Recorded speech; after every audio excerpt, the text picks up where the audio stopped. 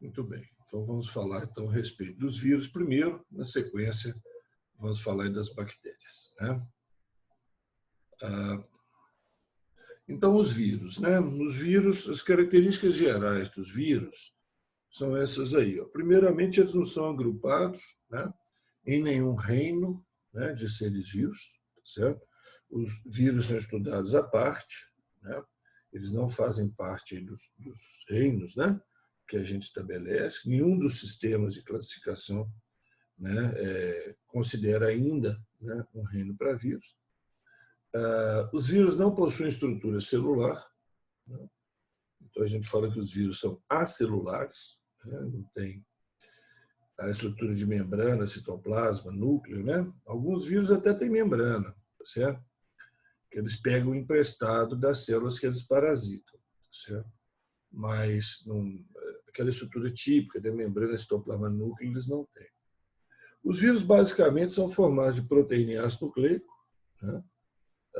Aí nós temos embaixo aí um desenhozinho do padrão estrutural de um vírus, né? Um padrão geral, né, de estrutura de um vírus. Então, eles têm um envelope em volta, né, que é chamado capsídeo, que é de proteína, certo?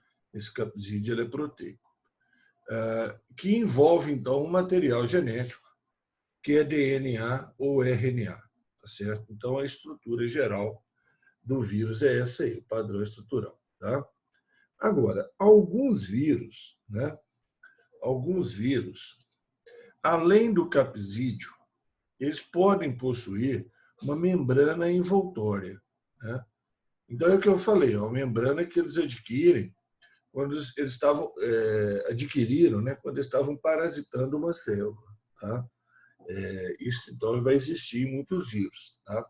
Uma membrana, tipo membrana plasmática, né, lipoproteica, envoltória. Tá? Mas a constituição geral é essa, proteína envolvendo ácido nucleico, né, que pode ser DNA ou RNA, certo? Uma coisa ou outra. Os vírus são muito pequenos, né?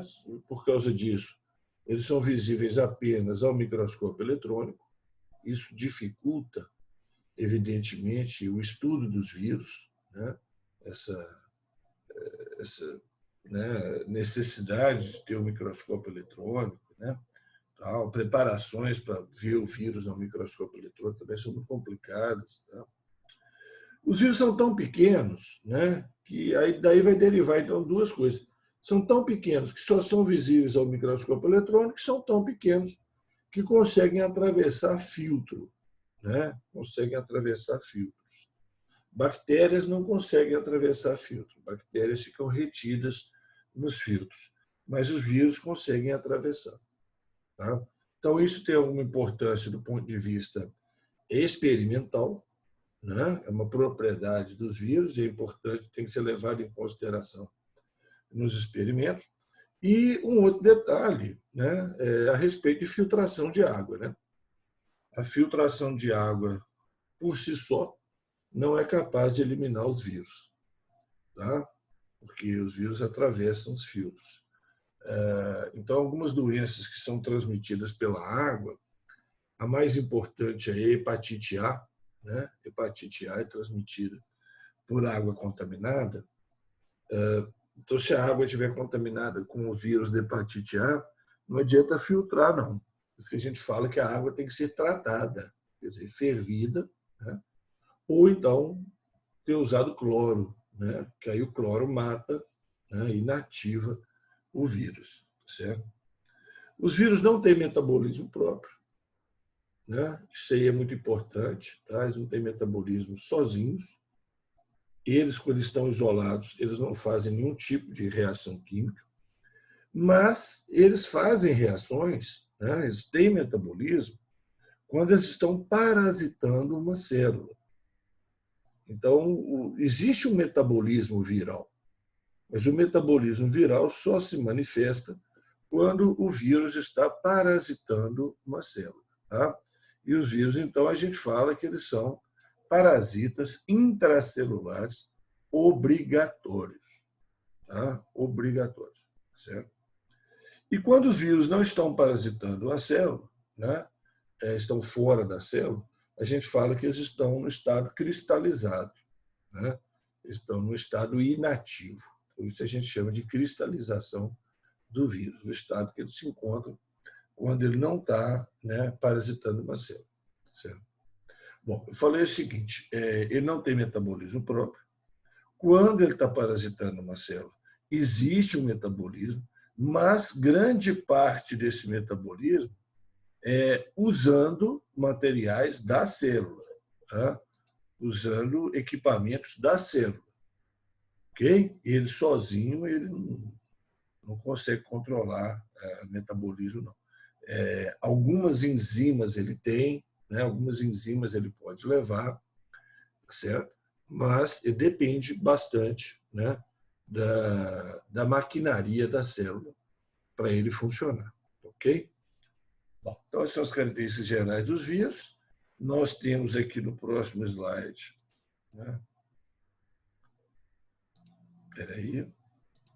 No próximo slide, nós temos dois vírus importantes. Esse da esquerda, né, ele parece uma chaminé, como se fossem tijolinhos, né? Tijolinhos. Então, esse é o capsídeo, tá? Essa parte aí meio, sei lá que cor é essa, aí, meio amarronzada, é o capsídeo, tá? Formado por esses tijolinhos de proteína, certo? Então, esses tijolinhos, cada tijolinho desses aí, né, cada unidade dessas que forma o capsídeo, a gente chama de capsômero, certo? A gente chama de capsômero. Deixa eu aumentar essa letra aqui.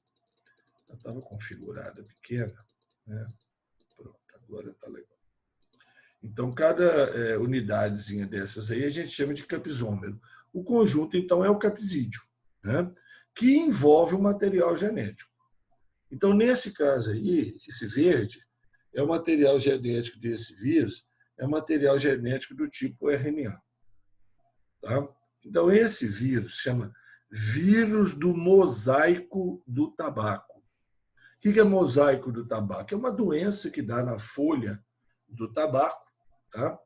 Acontece em outras plantas também, onde você tem essas manchas aí, ó, né? Essas áreas de perda, né? De morte celular. Tá? Então, isso é chamado de mosaico. Né? Então, esse vírus é o vírus mosaico tabaco. Por que esse vírus é importante? Porque ele foi o primeiro vírus que foi descrito. Certo? O primeiro vírus que foi descrito foi esse aí, o VMT, o vírus do mosaico do tabaco. Tá? Bom, agora, o modelo de estudo para vocês, né? Quer dizer, antes de entrar na faculdade, né, no ensino médio, o modelo de estudo é o vírus bacteriófago, né? Traduzindo literalmente, seria comedor de bactéria, né? Na verdade, parasita de bactéria. Um vírus é 1000 vezes menor que uma bactéria. Ele não come bactéria, parasita a bactéria, né? O bacteriófago. Tá? Então, você vê o capsídeo dele. Olha aqui, você tem o material genético dele na forma de DNA, o capsídeo é a parte que envolve diretamente, né? Envolve ali, tá? O ácido nucleico. Então, essa cabeça dele aí, né? É o capsídeo. Tá? Isso aí é o capsídeo. Então, é aquela estrutura, né? de possuir o capsídeo, tá? Envolvendo material genético, que nesse caso é DNA. Tá? Agora, esse bacteriófago ele tem outras estruturas. Ele tem uma cauda, né? Uma cauda, e fibras proteicas, né? Chamadas fibras da cauda, tá? Que ele usa para parasitar as bactérias. Tá? Então, esse é o modelo de estudo em termos de ensino médio. Causa doença na gente? Não, nada disso. Ele é um vírus parasita de bactéria. Tá? Não causa doença na gente, não. Certo? E a gente usa ele, então, para você ter uma noção do que é um vírus. Quando você estiver na faculdade, você vai ter outros vírus, né, que a gente usa como modelo. Certo? Outros vírus que a gente usa, né, para explicar a diversidade dos vírus que existem. Tá? Bom, aqui nós temos outras estruturas virais, né? Você vê aí alguns vírus estranhos, né? Você vê o ebola, por exemplo, que é um vírus comprido, né? Ele é um vírus comprido. Ele parece um cordão, né? Que na ponta dele ali dá umas enroladas, certo? Então, esse é o vírus ebola, né? O famoso. Aqui o vírus da herpes. Então, o capsídeo do vírus da herpes está aqui, ó, tá? O material genético está ali dentro. Isso aqui em volta é uma membrana que ele roubou da célula que ele parasitou. Tá? Inclusive, você olha aqui, o vírus HIV, aqui ó, é o capsídeo, aqui é o capsídeo do vírus HIV, o vírus da AIDS, aqui dentro está o material genético dele, né, que é um RNA, e você está vendo aqui o que está acontecendo. Esse vírus está saindo de uma célula. Ele está saindo de uma célula. Tá? E na hora que ele sai da célula, o que ele está fazendo? Olha, ele pegou a membrana da célula, tá vendo? E está levando um pedaço de membrana em volta dele. Tá? Quer dizer, vai ser igual essa situação aqui do vírus da herpes. Tá? Você vai ter o capsídeo e um pedaço de membrana em volta dele, um pedaço de membrana que ele roubou, né, da célula que ele parasitou. Tá? E aqui o coronavírus, né? O coronavírus tem essa coroa em volta, né? Formada por esses espinhos, né? Esses muitos espinhos assim bastante próximos, né? Então é o famoso aí o aspecto dos vírus da família, né? Dos coronavírus. Tá? Coronavírus é uma família de vírus. Bom, e aqui, né? Estão dois dos vírus da gripe. Né? Dois dos vírus da gripe. O H1N1, né? Oi? Só perguntando, qual que é a diferença desse coronavírus do novo para o último que teve? Tipo, Material genético diferente, características diferentes, né? Proteínas diferentes, modos de invadir a célula diferente, tá? E danos que ele provoca lá dentro diferente. O coronavírus ele tem um material genético, tá? Vamos dizer assim, né? Ele tem uma parte responsável por uma estrutura geral dele, né? que é a formação desses espinhos em volta, né? São proteínas do vírus, tá? Que ficam presas numa membrana lipídica, né? Que ele tira da célula que ele parasita também, tá? Ele também tem uma membrana lipídica em volta, tá certo? Por isso o negócio de lavar a mão com água e sabão, com álcool em gel, tá certo? É para dissolver essa membrana lipídica e inativar o vírus. Tá? Então, ele tem assim, um padrão geral, tá certo? A produção desses espinhos. Tal. Agora, ele tem outros genes, né, relacionados com o funcionamento dele, né? E esses outros genes é que interferem aí no efeito que ele provoca, né, no organismo que ele parasita. Tá? Então, a gente acha, Matheus, inclusive, tá, que quando a gente tiver essa vacina aí contra o coronavírus, que é uma vacina que está sendo estudada principalmente para gerar anticorpos que ligam nesses espinhos, nessas espículas em volta, tá? Então, a ideia é essa, né, gerar anticorpos e células de defesa, células de memória, memória celular, né, também, né? Não só defesa humoral, não só de anticorpo, mas o que a gente imagina é que, quando essa vacina estiver pronta, além de proteger contra esse novo coronavírus, ela vai ter uma certa proteção aí em relação aos outros coronavírus também. Tá? E isso seria muito interessante, porque pois é. é a terceira epidemia, né, que a gente tem aí em 20 anos, né, causado por coronavírus. Primeiro foi o SARS, né, 2002, 2003. Depois teve o MERS, né, que nós vamos comentar desse aí no final. E agora o coronavírus. Então, né, se a gente tiver uma vacina que pega uma coisa que é comum a esses vírus, né, com certeza, né, ela vai dar um certo grau de proteção também contra outros possíveis coronavírus que apareçam. Tá? Uhum, entendi. E os vírus da gripe, né, os HN, o H, gente, é a abreviatura de uma enzima, né, chamada hemaglutinina, tá? Que o vírus precisa, o H1N1, para entrar na célula, para invadir a célula. E o N é a abreviatura de uma outra enzima, a neuraminidase, tá? Que o vírus precisa para sair da célula. Tá? Então, o HN é isso. Então, existem vários tipos de hemaglutinina e vários tipos de neuraminidase. Então, esse aqui, o H1N1, é o que causou a pandemia, né, de 2009. Tá certo? 2009 foi esse aqui, né, o H1N1. Então, ele tem a hemaglutinina do tipo 1, a neuraminidase do tipo 1. O H5N1 é o vírus da gripe aviária. Tá?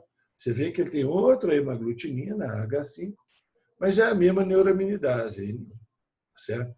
Então, o mecanismo de entrar na célula é diferente, né? Mas o mecanismo de sair da célula é o mesmo.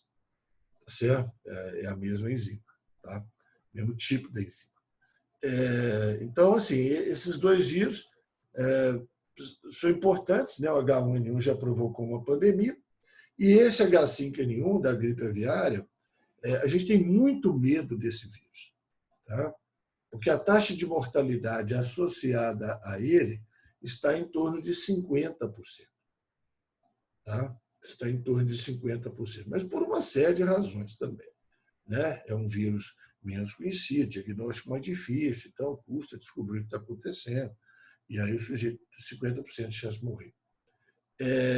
Agora, o grande medo nosso é uma mutação nesse vírus, tá? H5N1, que torne ele mais fácil de ser transmitido. Certo? Ele é difícil de ser transmitido de humano para humano. Tá? Ele é difícil de ser transmitido de humano para humano. De ave para humano, ele transmite relativamente rápido. Tá? Mas de humano para humano, ele é difícil. Mas se tiver uma mutação nele que torne ele capaz de transmitir rapidamente de humano para humano, vai ser uma praga, né? Isso aí. Mas a gente já tem alguma luz no fim do túnel, porque a gente já tem medicamento contra o H1N1, né? Então, medicamentos que interferem no metabolismo viral, né? Quer dizer, aquele metabolismo que o vírus exerce quando ele está invadindo uma célula.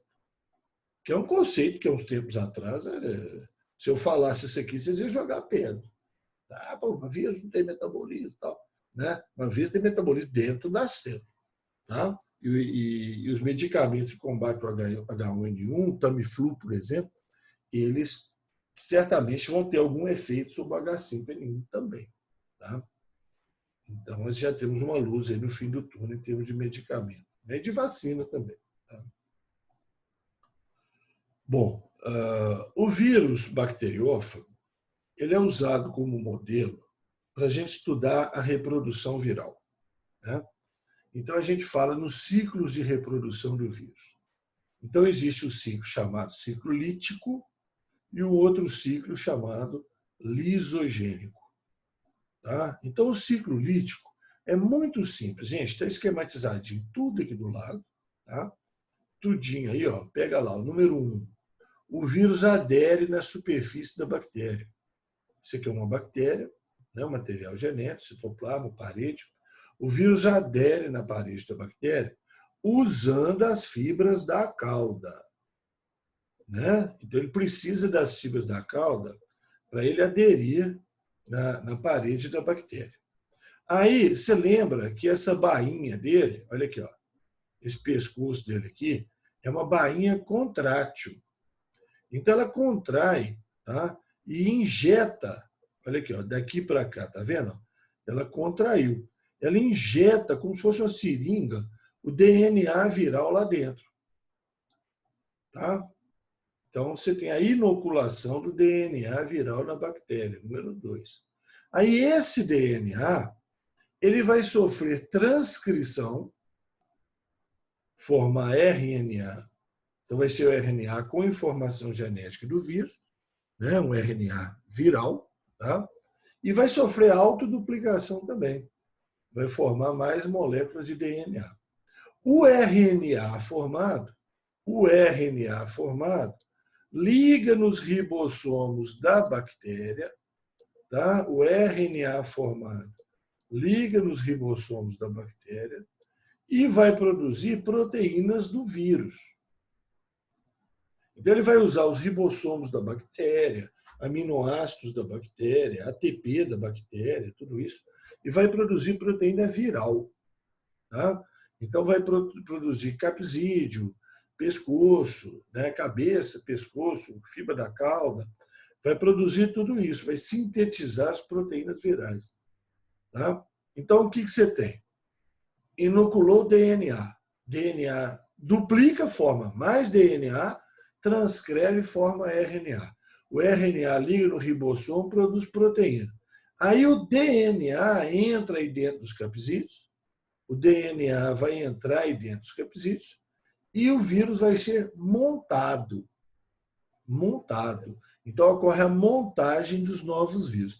Coloquei a palavra aqui em vermelho, porque ela é importantíssima. Tá?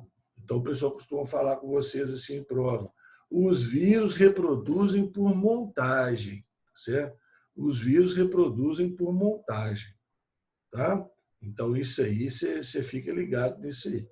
Tá? Então, monta os novos vírus, aproximadamente 200 vírus, tá? Em torno de 1 hora para acontecer isso, desde a invasão aí, né? Monta 200 vírus dentro da bactéria, e quando esses vírus saem, então, eles arrebentam a bactéria, a lise, a quebra, a ruptura da bactéria, a liberação de vírus que vão invadir outra bactéria, tarará, tarará. Tá? Então, a lógica do ciclo lítico é essa aí. É um ciclo devastador, né, gente?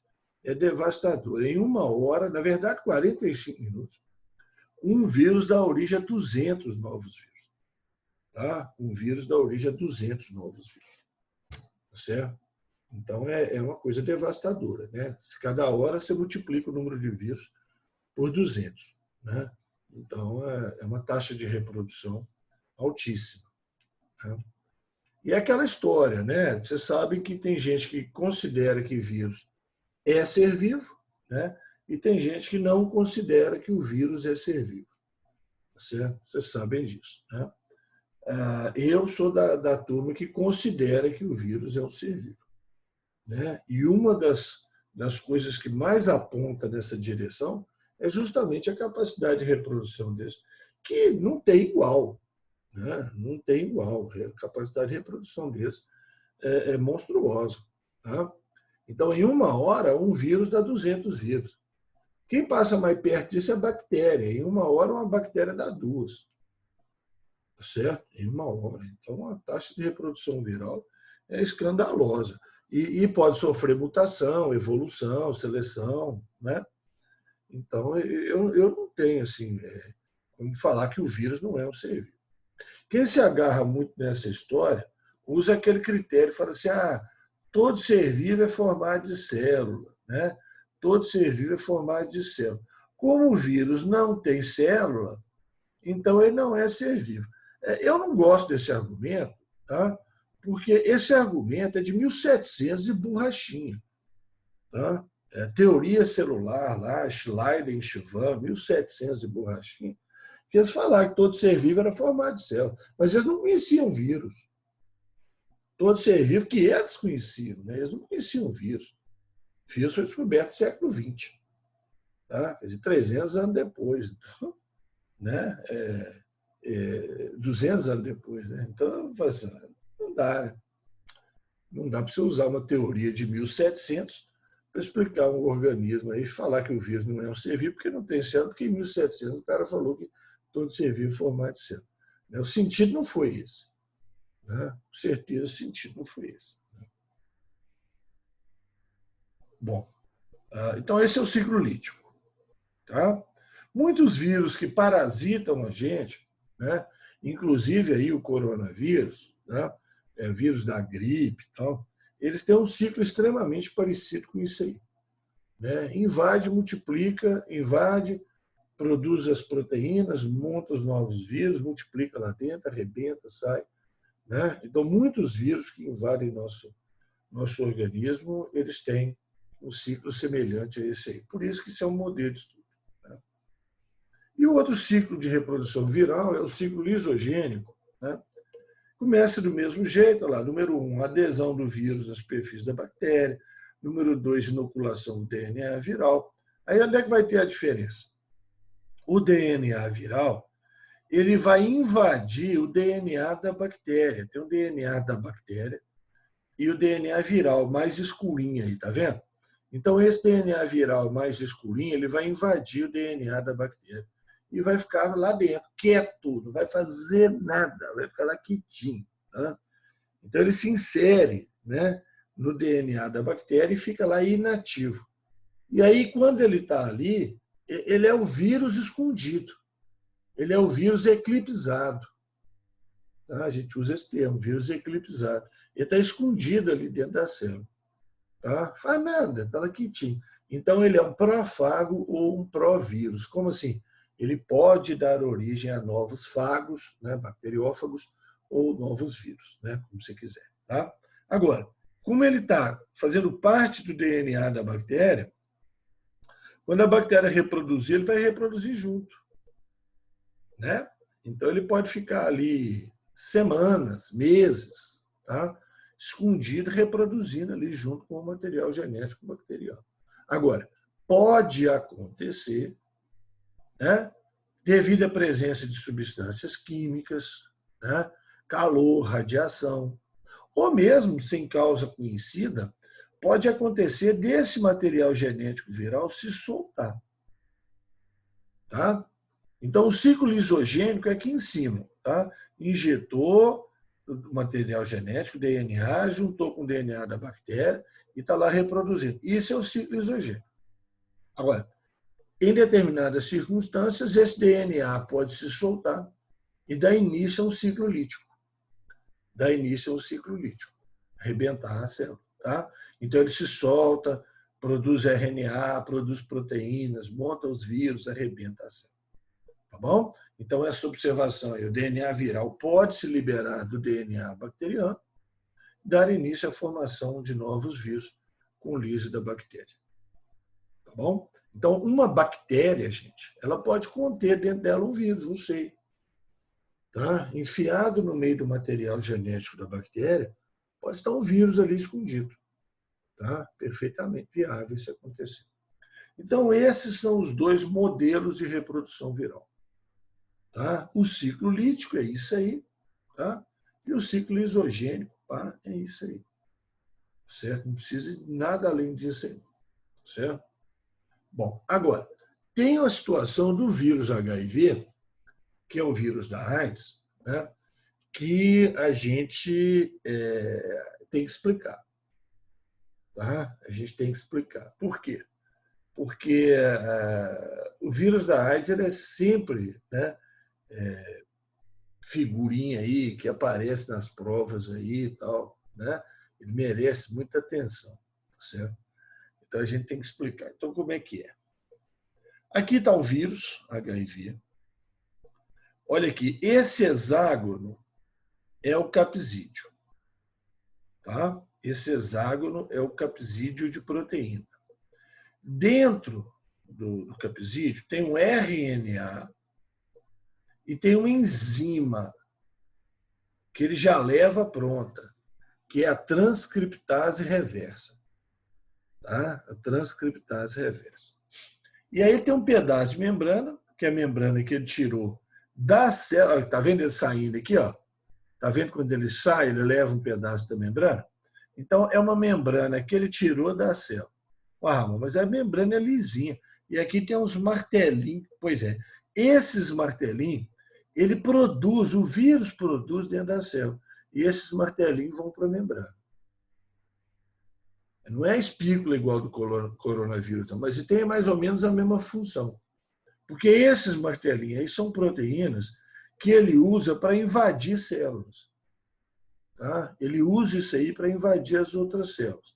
Então, esses martelinhos, eles interagem com uma proteína que tem na membrana da célula. Tá? Esse martelinho aí, ele interage com essa proteína e abre uma porta para a entrada do vírus. Essa proteína que tem na membrana da célula chama-se proteína CD4. Proteína CD4. Então, o vírus HIV, ele só consegue entrar nas células que têm essa proteína CD4. Tá? E a principal célula que tem a proteína CD4 é o linfócito T. Tá? Linfócito T. Tá certo? Então, o linfócito T, que coordena nossa defesa imune, tá? Possui a proteína CD4. Tá? Portanto, pode ser invadido pelo vírus. Tá? Então, toda célula que tem a proteína CD4, a gente chama de célula CD4. Tá? A gente chama de célula CD4. Então, o linfócito T é uma célula CD4. Então, o vírus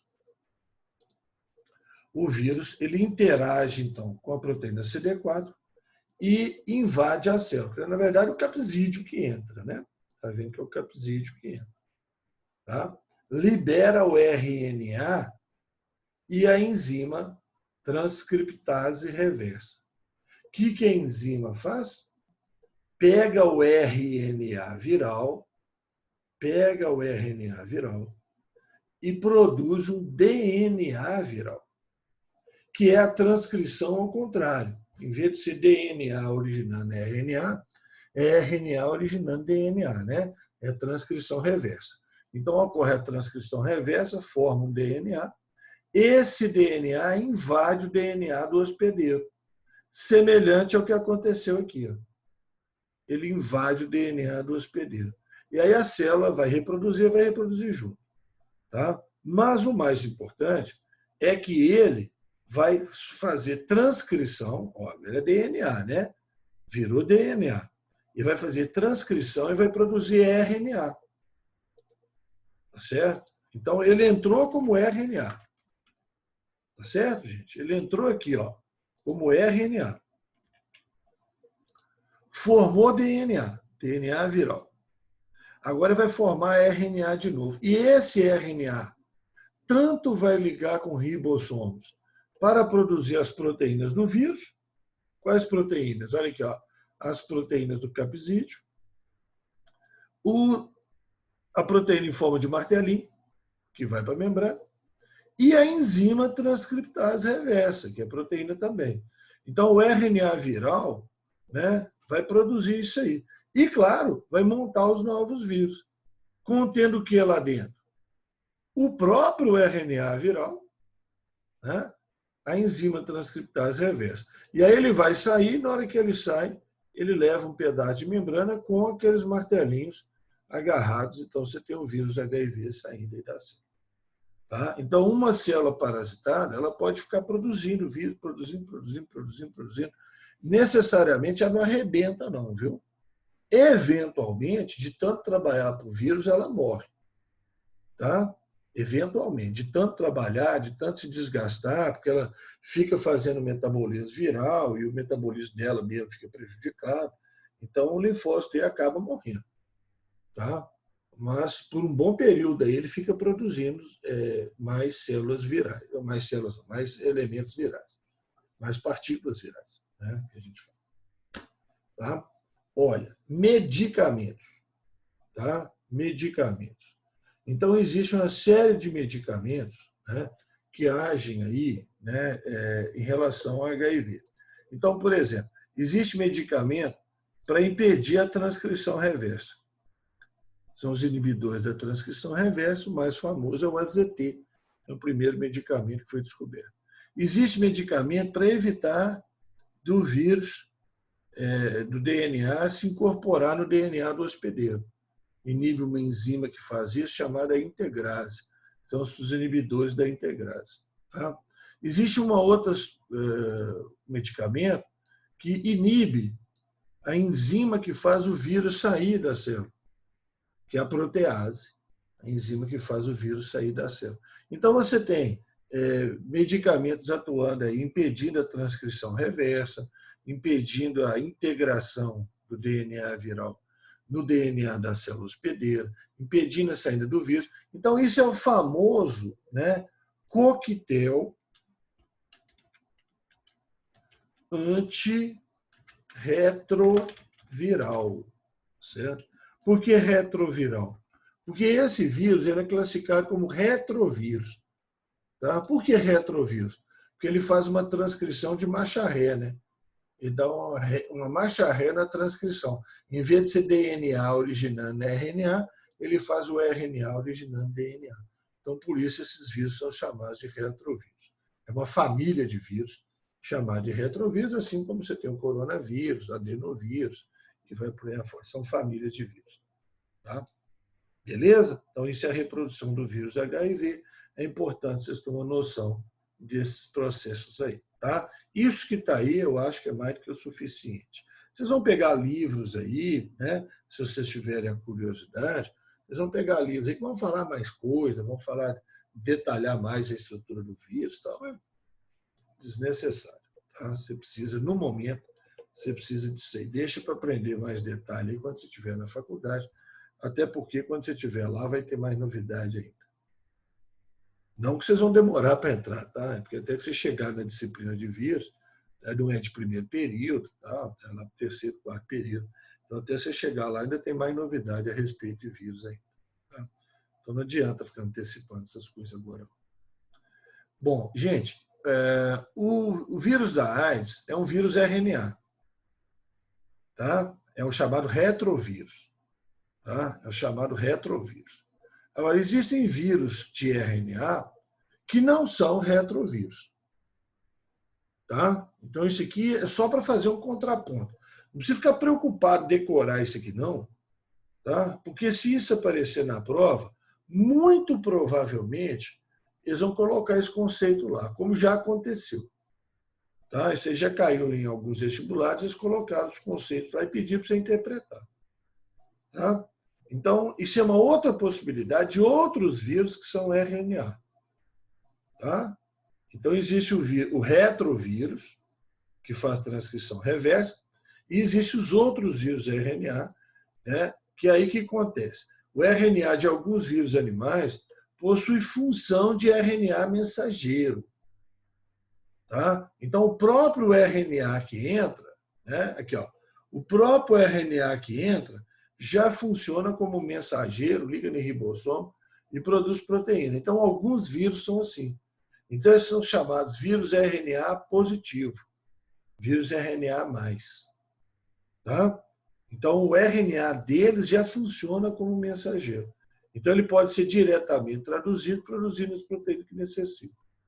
Então, vírus RNA+, é quando o RNA liga aos ribossomos, o RNA que o vírus traz, né, liga no ribossomo, já produz as proteínas, produz novos vírus.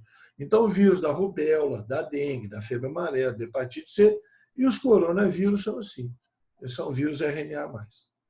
Tá? Agora, em outros, o genoma, né, tá? Quer dizer, o RNA que ele traz, material genético, tá? Aí são chamados de vírus RNA-, não pode funcionar como mensageiro. Então, peraí, como é que é isso? Então, o vírus traz um RNA, tá certo? Esse RNA não funciona como mensageiro.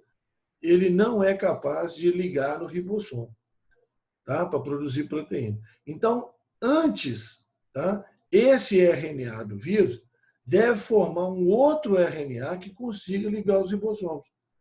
Tá? Então, esse processo, presta atenção, o vírus trouxe um RNA. Tá certo? O vírus trouxe para dentro da célula um RNA. Lá dentro da célula, esse RNA tem que originar um RNA linha. O que é isso? Um RNA complementar. Ah, como assim, Ramon? Não estou entendendo. Por exemplo, isso aqui é adenina, uracil, citosina. Tá? Por exemplo, essa sequência aí vai formar um complementar. Uracil, adenina, guanina. Você está entendendo? vai formar um vírus complementar. E o vírus não, o RNA complementar. E é esse RNA complementar que vai ligar nos ribossomos e vai produzir as proteínas do novo vírus. Tá? Esse aqui, tá? Aqui, ó, é que vai ligar no ribossomo e vai produzir as proteínas do novo vírus. Tá bom? Então, esses vírus são chamados vírus RNA-. O RNA deles, né, que ele carrega, não funciona como mensageiro. Ele tem que ser colocado dentro da célula, produzir a partir desse, usando esse RNA como molde, se produz um RNA linha, um RNA complementar. Esse sim vai ligar no ribossomo, vai produzir as proteínas, montar os novos vírus. Então, o vírus ebola é assim, o vírus da gripe é assim, do sarampo, hidrofobia ou raiva, né? São vírus desse tipo. Gente, não é para decorar isso, não. É para entender a ideia. Tá? Deu uma falhadinha na internet aí. Não é para decorar isso, não. É para entender a ideia.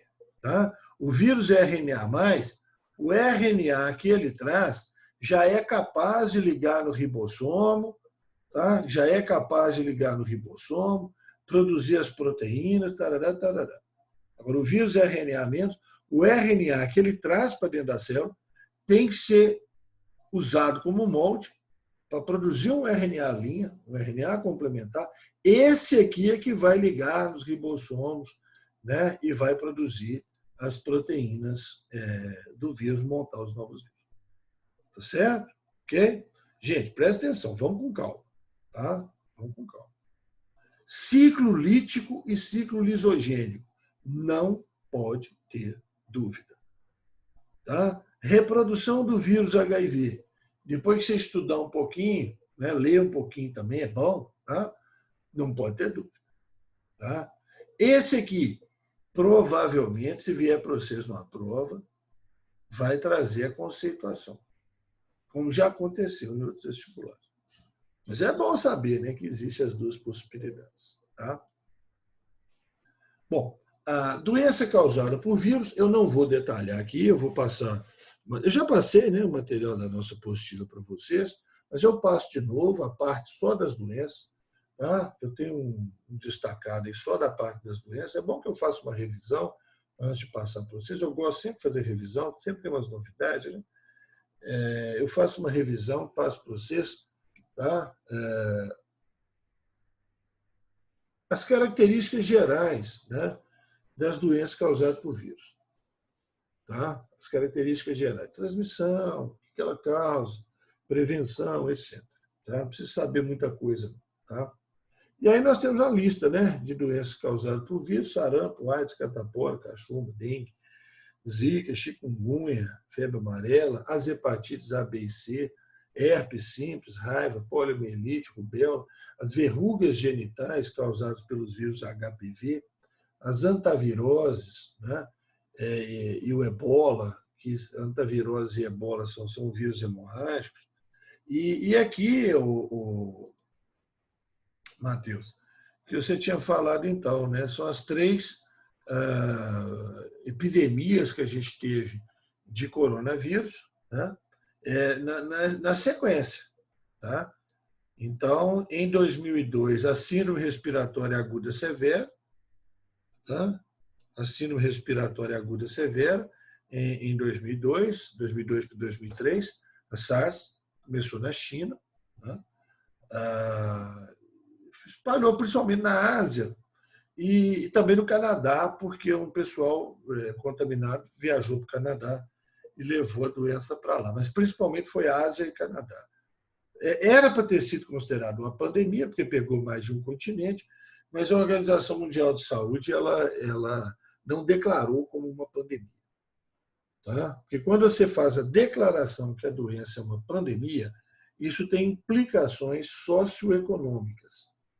Tá? Então, quando a doença é declarada como uma pandemia, isso permite aos governos tomar medidas de emergência. Tarará, tarará. Então, por isso que, às vezes, eles não tomam essa decisão, apesar de que conceitualmente foi. A MERS, a síndrome respiratória do Oriente Médio, né? Síndrome respiratória do Oriente Médio, de trás para frente, aí, né, em inglês. pegou principalmente a região ali da Arábia Saudita, tá? Principalmente. Então, essa não espalhou para o mundo, não. E a Covid-19, agora a gente sabe, né? Surgiu aí na China de novo, espalhou pelo mundo, está fazendo esse estrago aí, né? Gente, é importantíssimo fazer uma diferença aqui de resfriado e gripe, tá? Importantíssimo. Realmente, hoje em dia, você vê o pessoal falando isso muito errado, né? Gripe é uma doença extremamente perigosa, tá? Gripe é uma doença perigosa, certo? Febre alta, né? E pode matar, né? A gripe pode matar, certo? Ela tem uma febre alta e tal, ela descompensa o organismo e pode matar o sujeito, tá? Esse H1N1, por exemplo, teve entre 1% e 2% de mortalidade, né, das pessoas contaminadas. Resfriado, gripe, gente, é raríssimo, tá? Se você pegar 3 gripes durante a sua vida, você é uma pessoa extremamente azarada, tá? Agora, resfriado, não tem febre alta, às vezes nem tem febre, tá? Quando tem febre, é uma febre baixa, não passa de 38, tá certo? Gripe pode passar, pode ir para 39, 40, 41, tá? Gripe é perigosíssimo. Agora, resfriado não, resfriado é resfriado comum, né? Você tem aí, pode ter 3, 4 num ano, tá? Você pode ter 3, 4 num ano, certo? Então, resfriado é bastante comum, tá? Aí da constipação nasal, né? Coriza, espirro, não sei o que e tal, mas não dá febre o resfriado, tá? Então, aquele negócio de gripezinha, não existe gripezinha, não, tá? Gripe é uma doença séria, tá? Quando o pessoal fala gripezinha, na verdade está falando é resfriado. Está querendo se referir ao resfriado. São vírus diferentes, tá? São vírus diferentes. Os vírus da gripe são os HN, né? Os chamados vírus influenza, né? Que causam a gripe. E os do resfriado são os chamados rinovírus, tá? São os chamados rinovírus. É outro grupo de vírus com outras características. Tal. Sintomatologia parecida, mas a gripe tem febre, febre alta, e pode ser fatal. Resfriado não vai ser fatal. Beleza? Então, eu vou passar para vocês depois, então, um resumão sobre isso aí.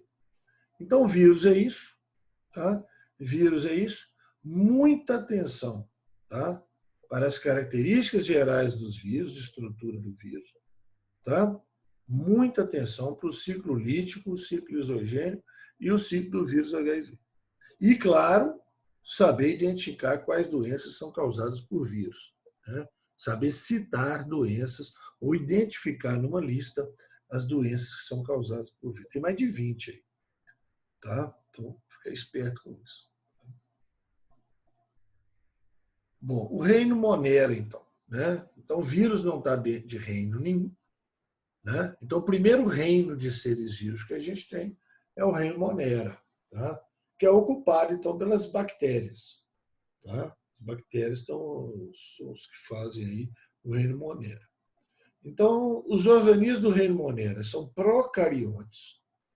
Então, importantíssimo isso aqui, tá? É o único reino em que as células são procariotas, né? É o único reino em que as células são procariotas, reino Monera. São unicelulares, mas podem formar colônias, tá? Existem representantes que não são capazes de produzir o próprio alimento, né, que são heterótrofos, e existem alguns representantes que são capazes de produzir o próprio alimento por meio da fotossíntese ou algum outro processo, quimiossíntese, existem outros processos, né, que são chamados autotróficos, né, ou autótrofos. Quem são os representantes do reino Monera? São as bactérias e outros organismos. Mas esses outros organismos aqui, ó, tecnicamente são bactérias, são modificações de bactérias. Tá? Então, existem as cianobactérias, antigamente chamadas de algas azuis ou cianofícios. Tá? Então, hoje a gente chama de cianobactéria, então a gente considera como cianobactéria mesmo.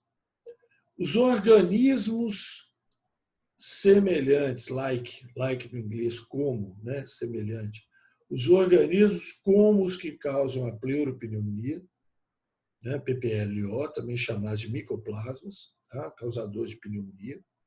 São as menores células que existem, tá? Os PPLOs. células procariotas, as menores que existem. O tamanho delas é comparável com o tamanho dos maiores vírus. Certo? E existem também as rickétsias. As rickétsias é um grupo interessante de bactérias, porque, primeiro, elas são parasitas obrigatórias. Então, já vi muita gente dando uma nota, inclusive autor de questão de vestibular, dando uma nota, falando que só os vírus que são parasita obrigatório. Era isso. Que bobagem é essa que você está falando? O vírus é um parasita intracelular obrigatório. Rickettsia também é. A Rickettsia é um parasita intracelular obrigatório. E é uma bactéria. Agora, você falar que só vírus é parasita obrigatório, você está cometendo um erro terrível. Porque parasita obrigatório, olha que eu não usei a palavra intracelular. Parasita intracelular obrigatório é vírus e Rickettsia. Tá? Agora, parasita obrigatório, todos são. Ué. Uma lombriga é parasita obrigatória. Você já viu lombriga andando aí na rua aí? Tá? Já viu? Né? Não tem. Tá? Não existe lombriga de vida livre, não. Tá? Não existe piolho de vida livre, carrapato de vida livre, não existe. Eles são parasitas obrigatórios. Eles não sabem fazer outra coisa, não. Tá? Então são parasitas obrigatórios, intracelulares obrigatórios. São transmitidas por artrópodes. Tá? São transmitidos por artrópodes. Mas espera aí, que artrópode? Ah, excelente pergunta. Que artrópode? Porque pernilongo é artrópode, né? Não. Aqui os artrópodes aqui são pulga, piolho e carrapato. Tá? Transmitidos principalmente por pulga, piolho e carrapato. Tá? Então, um exemplo de Rickettsia é a que causa a doença chamada febre maculosa, que é transmitida pelo carrapato estrela, tá? Que pode ser parasita de cavalo e pode ser parasita de capivara. Né? Então, Belo Horizonte tem uma história aí, né, de contaminação de pessoas com febre maculosa por causa das capivaras da Lagoa da Pampulha, certo? E que teve óbito. Né? Uma pessoa morreu por causa dessa febre maculosa. Né? E Sete Lagoas também tem essas histórias aí de capivaras também, que eram do zoológico da Boa Vista, hoje estão lá na Serra de Santa Helena, né? Estão lá, né? Foram transferidas para lá, né? Para o Parque da Cascata. Certo? Não deviam ter sido transferidas porque são potenciais hospedeiros, né? De pulga, piolho e carrapato, que são, por sua vez, hospedeiros das riquezas que causam a febre maculosa, doença que pode ser fatal. Tá? Bom, então, o reino Monera é isso aí, né? Está identificado. Gente, precisa de entender as formas que as bactérias podem ter. Tá? Isso pode parecer bobagem, pode parecer besteira. Quando eu tinha idade sua, eu achava que isso era uma bobagem danada. Aí, depois, dentro da faculdade, eu fui ver que isso era extremamente importante. É a primeira coisa que você observa numa bactéria quando você olha a bactéria no microscópio. Se ela é arredondada, chamada coco, não é coco nem cocô, não, tá, gente? Coco. Tá? Se ela é comprida, né? Bacilo ou bastonete, certo? Se ela tem uma forma de vírgula, um bumerangue, né? Que é o vibrião, tá? Ou se ela tem essas formas em espiral, tanto faz, de cima, de baixo, mesma coisa, tá? Que são os espirilos ou espiroquitas. Tá? Então, primeira coisa é isso. Então, a primeira coisa que você olhou uma bactéria no microscópio é ver a forma da bactéria. Se ela é um coco, se ela é um bacilo, se ela é um vibrião, se ela é um espirilo ou espiroquita. Veja que os bacilos podem ter flagelos que eles usam na locomoção. Tá? Bom, agora, a segunda coisa é que essas bactérias podem formar colônias. O grande exemplo que a gente tem é com cocos. Mas bacilos formam colônias também. Tá? Então, nós temos aqui o diplococo, que são 2 cocos juntos formando uma colôniazinha de 2 cocos. Tá? Aí você tem o streptococo, né? Que aí é uma colônia comprida, né? Parecendo um colar de pérola. Tá? E você tem o estafilococo, que é um que parece um cacho de uva. Né? O estafilococo. Aí tem outro, sarcina, parece um cubo, tétrade, são 4 cocos juntos. Tal. Tétrade. Mas, assim, os importantes são diplococo, streptococo, estafilococo. Tá? Ok? Então, tem que guardar essas formas aí, tá? Cocos, bacilos, vibriões, espirilos ou espiroquetas. Tanto faz. Não fica fazendo essa diferença aqui. Tá? E as principais colônias de cocos, 2 cocos diplococo, né? Um colarzinho de pérola aí de cocos, streptococo, e um cacho de uva, estafilococo. Tá? E aqui do lado a gente tem uma bactéria vista ao microscópio eletrônico. Olha aqui a largura dela, 1 micrômetro.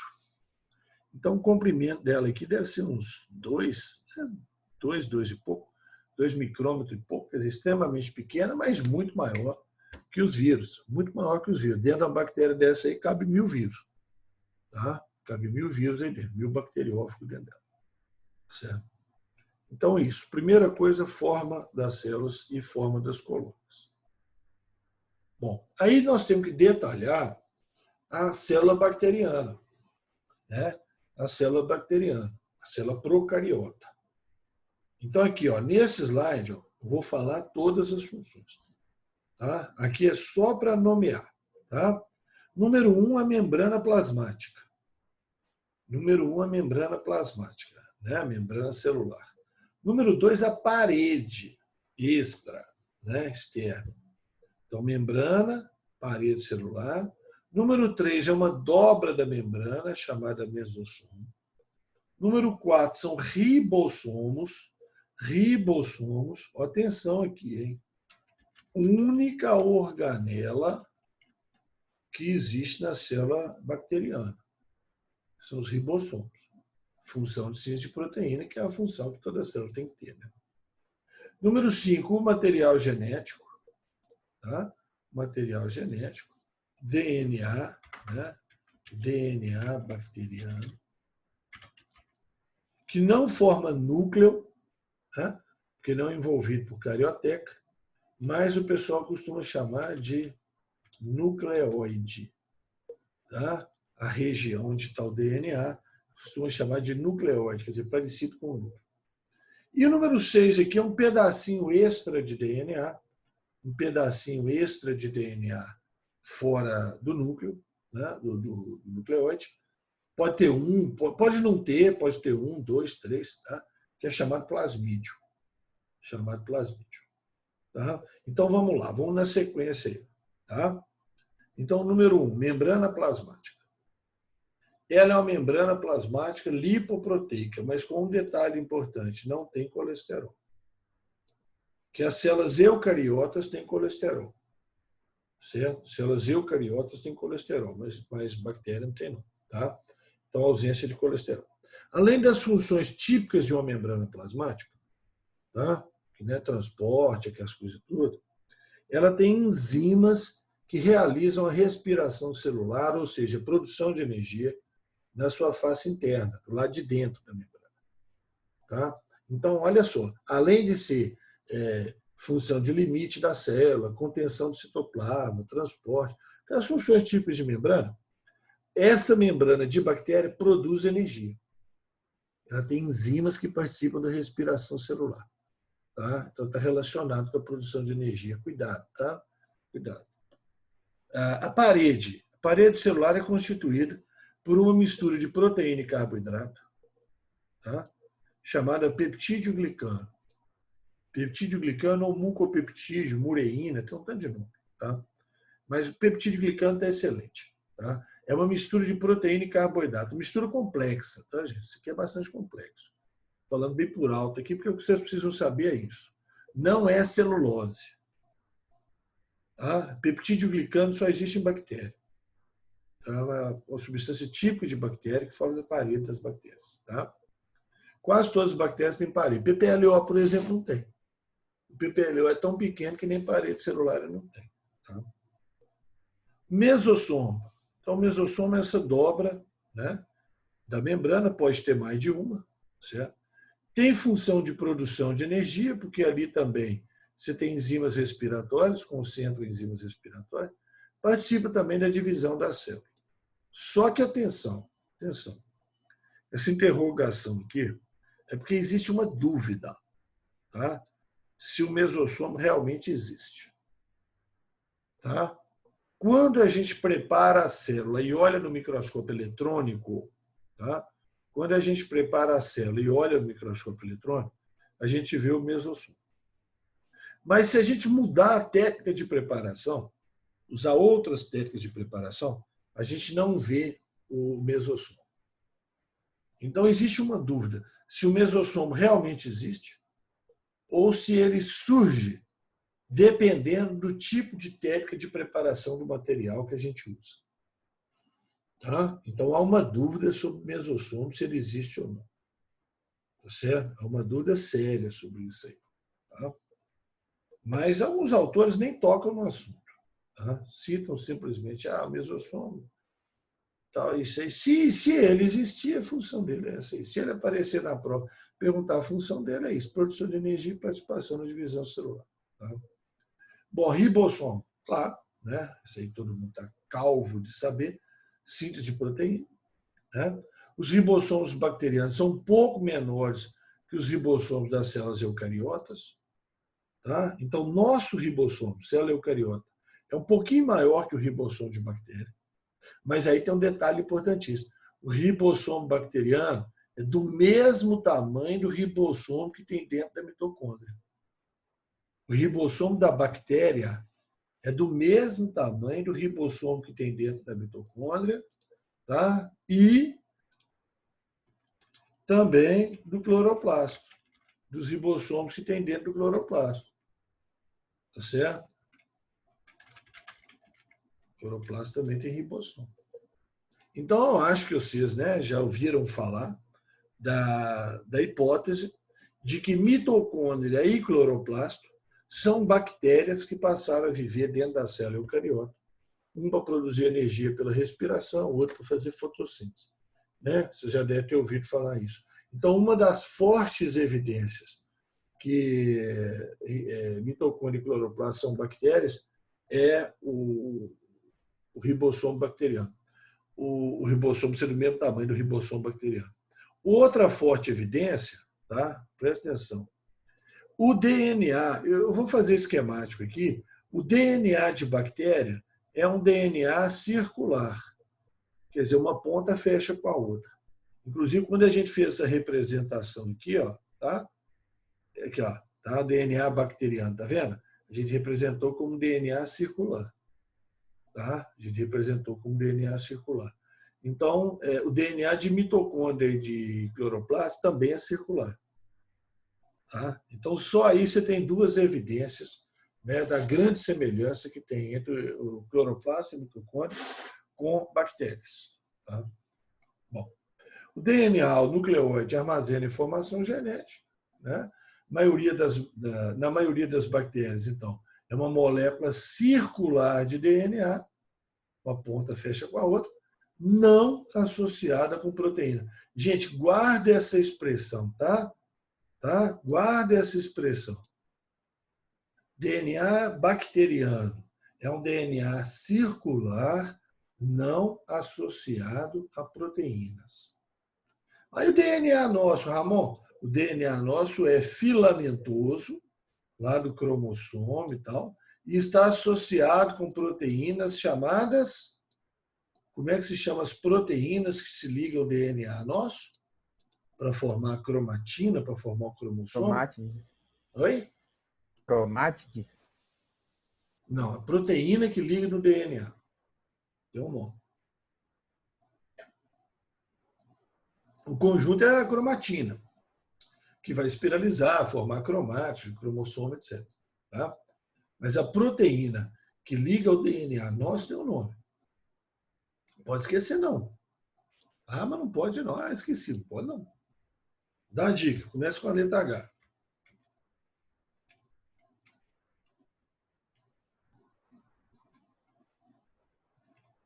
Depois vem a letra I.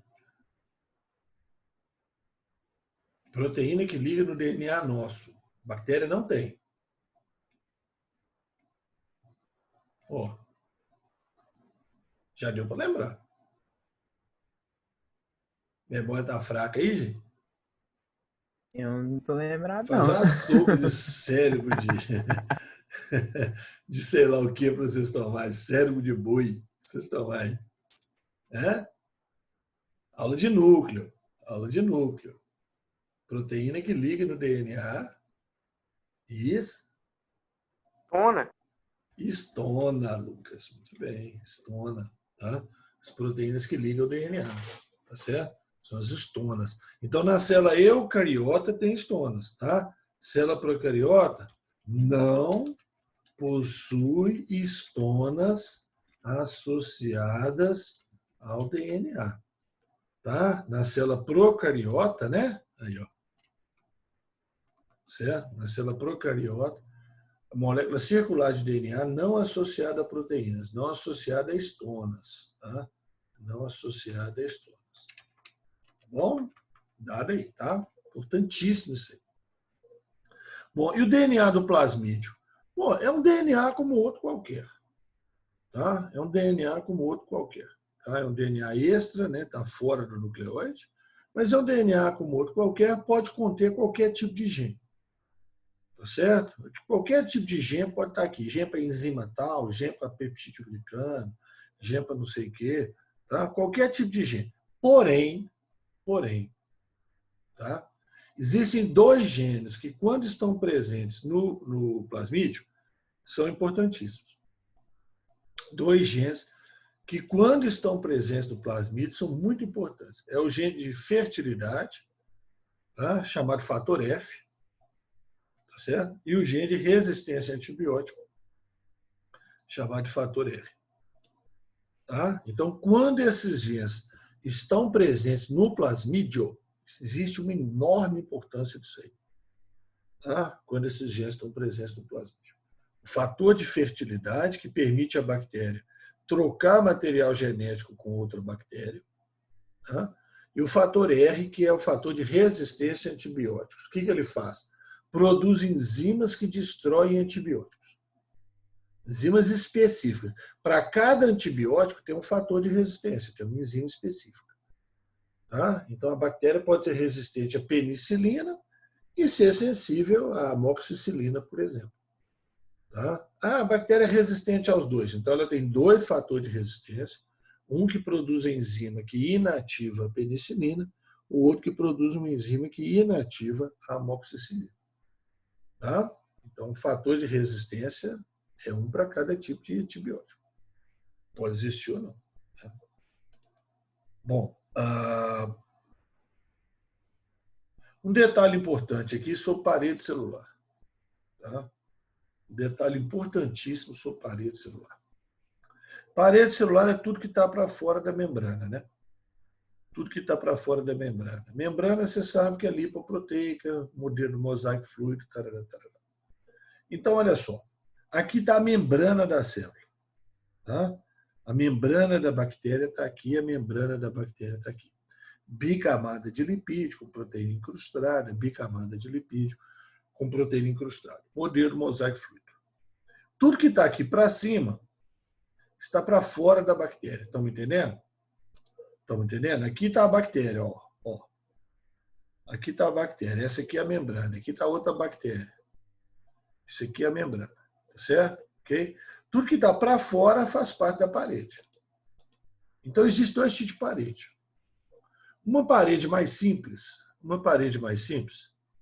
que tem várias camadas de peptídeo-glicano, mas é só peptídeo-glicano. Tá? Uma parede mais simples, várias camadas de peptídeo-glicano. E uma outra parede que tem peptídeo-glicano, tem lipoproteínas, tem uma outra membrana muito parecida com a membrana plasmática, tá? Bicamada lipídica, proteína incrustada, e uma proteína que cria um poro chamado porina. Tá? Uma proteína chamada porina. E ainda tem polissacarídeos ligados nos lipídios, tá vendo? Polissacarídeos verdinhos ligados nos lipídios. Então, são lipopolissacarídeos. Tá? Então, presta atenção. Isso aqui é a parede. Então, existe essa parede cheia de novidade, cheia de 9 horas, tá? E tem essa parede aqui que é simplesmente peptídeo-glicano. Quando eu pego bactérias e levo ao microscópio e uso uma técnica de coloração chamada técnica de Gram, a gente usa um corante roxo, tá? Aí o corante roxo, ele prende na parede. A gente usa um corante roxo, ele prende na parede. Depois a gente lava com um solvente. Aí o solvente remove lipídio. Opa, a membrana externa é lipídio.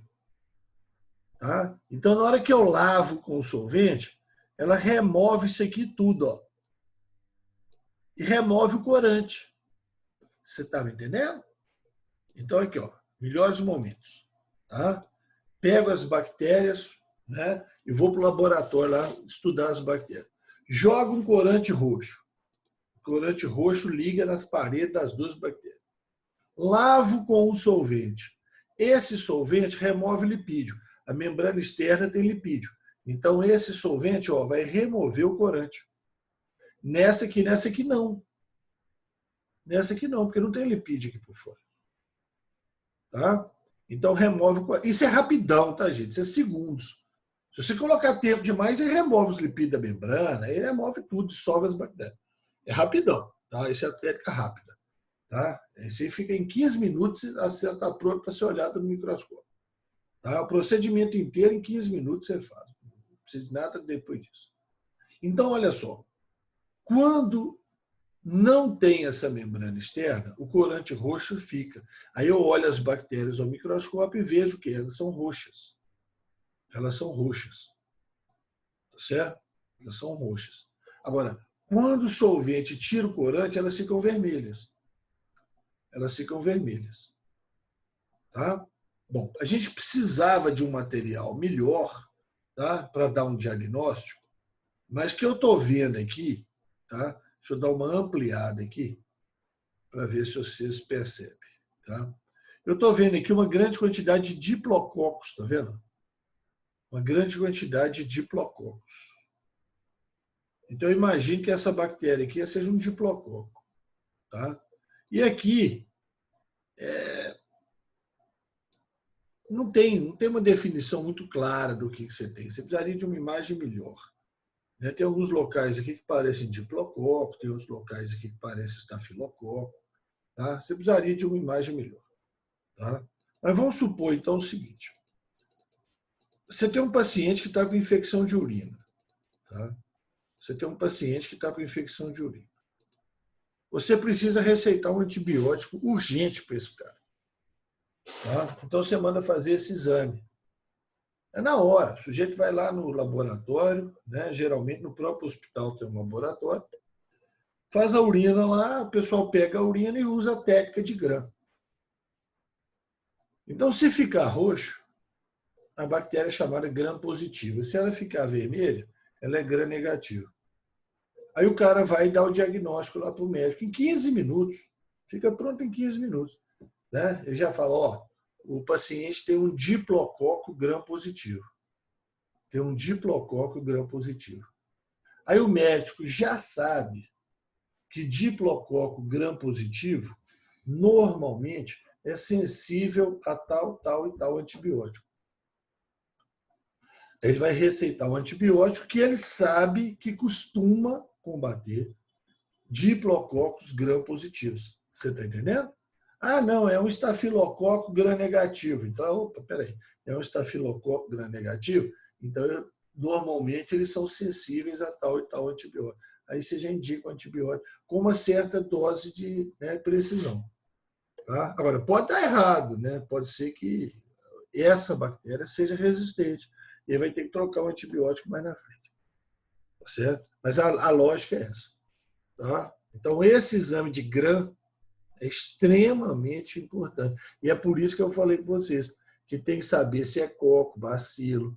Tá? Ah, é um bacilo Gram negativo, é um bacilo Gram positivo. Aí são outros antibióticos que o médico vai receitar. Tá claro? Beleza? Então, isso aí é importante. tá? Ter essa noção. Tá? Noção. Não precisa saber detalhe demais, não. Mas noção disso aí é bom ter. Certo? Até para você não ficar passando muita vergonha quando você estiver na faculdade, né? Você saber, ter uma noção do que o cara está falando. Porque tem professor hoje na faculdade que não está muito ligado na sequência do programa, não. Tá? Então ele começa a falar, ele está dando uma disciplina para você, ele começa a usar uns termos lá que você vai aprender em outra disciplina que você não teve ainda. Então isso acontece. É bom ter uma ideia geral das coisas, né? Na hora que o professor lá fala, bactéria gram-positiva, você já sabe o que ele está falando. É um tipo de bactéria, né? Que tem uma cor específica quando usa o corante dela. Tá? Pronto. Pelo menos isso aí você sabendo, está ótimo. Metabolismo energético bacteriano. Olha, dentro do grupo da bactéria, tá? Das bactérias Raymonera, tem bactéria que é autótrofa, quer dizer, faz fotossíntese, tem bactéria que faz quimiossíntese, tem bactéria que faz fotorredução, que são os processos autótrofos de produção de alimento. E tem bactéria que é heterótrofa, tá? Que faz fermentação, respiração aeróbica, respiração anaeróbica, etc. Então, assim, dentro do grupo das bactérias, você acha de tudo. Tá? Todos os tipos de processos, né, autotrófico e heterotrófico, você acha na bactéria. Então, para facilitar um pouco a classificação de bactéria, a gente usa um critério, né, mais simples, que é o critério do uso de oxigênio. Tá? É um critério fácil de determinar em laboratório. Então, uma bactéria anaeróbica estrita. Uma bactéria anaeróbica estrita. A anaeróbica não usa oxigênio. Estrita, de jeito nenhum. Eu vi no livro anaeróbica restrita, Ramon. Mesma coisa. Mesma coisa. Tá? Então, ela não usa oxigênio no metabolismo e ela pode morrer na presença de oxigênio, como é o caso da bactéria que causa o tétano. Por isso que o pessoal tem aquele costume de lavar ferimento com água oxigenada. Ferimentos superficiais, tá, gente? Ralado, né? Aqueles ralados de joelho e tal.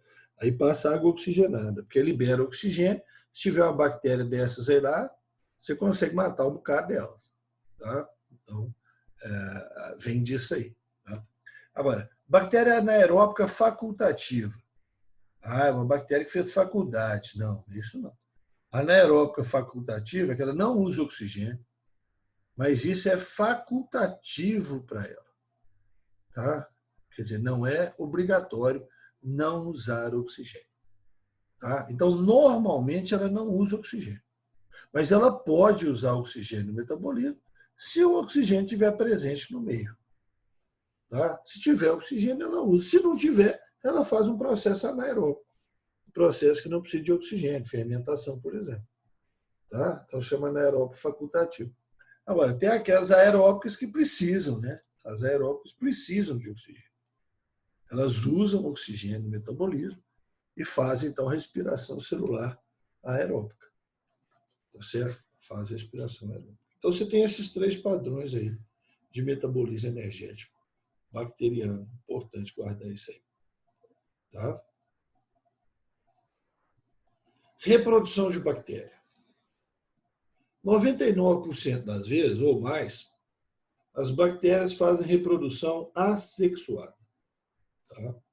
Reprodução assexuada por bipartição, né? Chamada também de cisciparidade. Né? Bipartição, bipartição simples, tudo é a mesma coisa. Cisciparidade. Tá? Então, o que acontece aí na bipartição? O que acontece? Está lá a bactéria, né? Duplica o material genético, certo? Separou o material genético. Aí aquela história, né? A gente acha, né? Que a membrana cresce de um lado, cresce do outro, então pode ser o mesossomo, se é que ele existe, cresce de um lado, cresce de outro, divide a bactéria em duas. Tá? Então isso gasta aproximadamente 1 hora, né? Uma bactéria dá origem a 2 novas bactérias. Então isso normalmente é que as bactérias fazem. Cisciparidade, divisão binária, tá? Bipartição, então tá de nome isso aí, certo? Bom, agora, existem processos sexuados em bactéria. existem processos sexuados. 3 tipos. O primeiro tipo chama-se conjugação. Tá? É o chamado processo mais importante. Tá? Então, aqui nós estamos usando uma bactéria que é a Escherichia coli. Certo? Escherichia coli. Tá? CH tem som da letra K. Tá? Então, vamos sublinhar aqui para ficar bonitinho. Escherichia coli. Aqui está abreviado como E. coli. Tá? Então, essa é uma E. coli, essa é outra E. coli. 2 E. coli. Tá? As duas têm o cromossomo bacteriano. Está em inglês, né, gente? Mas esse inglês aqui para vocês é moleza, né? As duas têm o verdinho aí, ó, que é o cromossomo bacteriano. O que é o cromossomo bacteriano? O cromossomo bacteriano é esse DNA circular, tá certo? É esse DNA circular aí, ó, tá? Que alguns autores chamam de cromossomo bacteriano. A gente não gosta desse termo, não.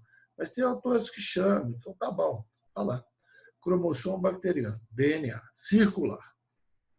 E essa bactéria aqui, ó, ela tem um plasmídio. Um DNA fora, né, do nucleoide. Aqui, ó, ela tem um plasmídio. Certo? Ela tem um plasmídiozinho, número 6 aí. Tá? Então, o que acontece? Nesse plasmídio, tem o fator F, o fator de fertilidade.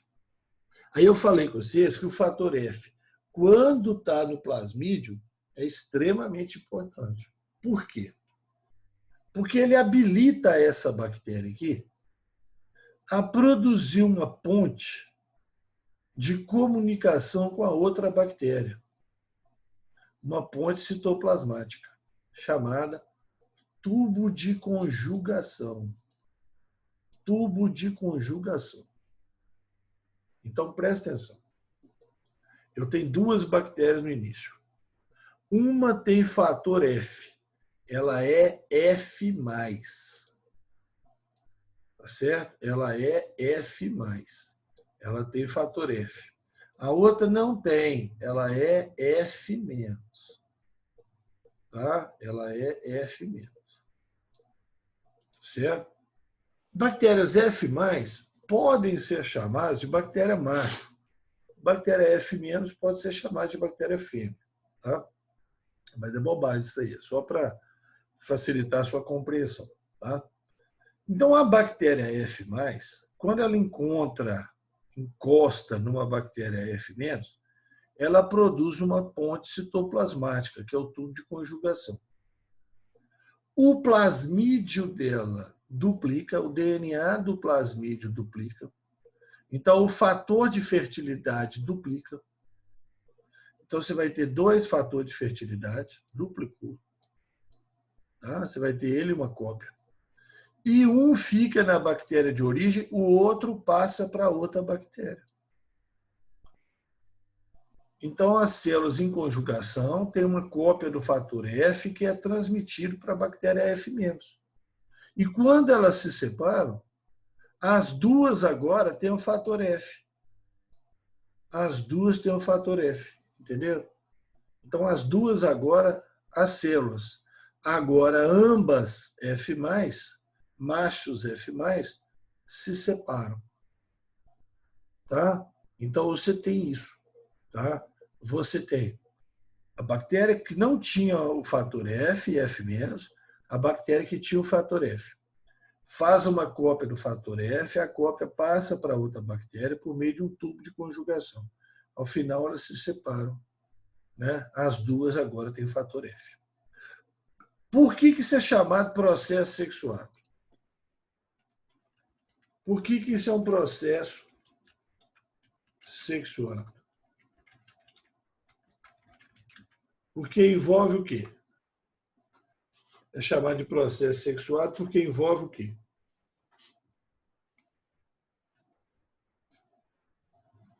Troca de material genético. Muito bem, Maria Eduarda. Troca de material genético. Tá? Então, por isso que a gente chama de processo sexual. Não é legal chamar de reprodução. Mas tem gente que chama. Tudo bem. Ah, por que não é legal, Ramon? Quantas bactérias você tinha lá no início? 2. Quantas você tem no final? 2. Então, não reproduziu. Só misturou material genético. Tá? Então, aqui, esquematicamente, bactéria que tem o fator F, F+, passa o fator F para outra bactéria através de uma ponte de conjugação. Esquematicamente é isso. Tá? Passou o fator F. Passou o fator F. Bom, agora vem um detalhe. E se aqui no plasmídio também tem o fator R? E se no plasmídio também tem o fator R? Então, eu falei para vocês, agora há pouco, vou voltar aqui. O plasmídio pode conter o fator F e o fator R, que é o fator de resistência antibiótica. E que quando isso está no plasmídio, é extremamente importante. Por quê? Por quê? Porque da mesma maneira que o fator F vai passar para essa bactéria aqui, da mesma maneira que ela vai receber o fator F, ela também vai receber o fator R, fator de resistência antibiótica. Ela não era resistente ao antibiótico, mas agora ela é. Ela recebeu o fator de resistência antibiótica. Tá? Então, vamos supor que lá no hospital, tá uma caminha aqui do hospital, um leito, tá? Aqui está o outro leito. Certo? Aqui, nesse leito, está o Bernardo. Tá, Bernardo? Você está lá no hospital. Tá? Bernardo está aqui. Bernardo. Você está aqui. E vizinho seu, Bernardo, daí de enfermaria, tá? Vizinho seu de enfermaria, tá o Matiolo lá, o Henrique. Tá? Tá lá, vizinho seu. Tá? Vocês dois estão com doença causada por bactéria. Tá certo? Ô, Bernardo, é mesmo, você estava com uns problemas aí, né? Você não está no hospital mais não, né?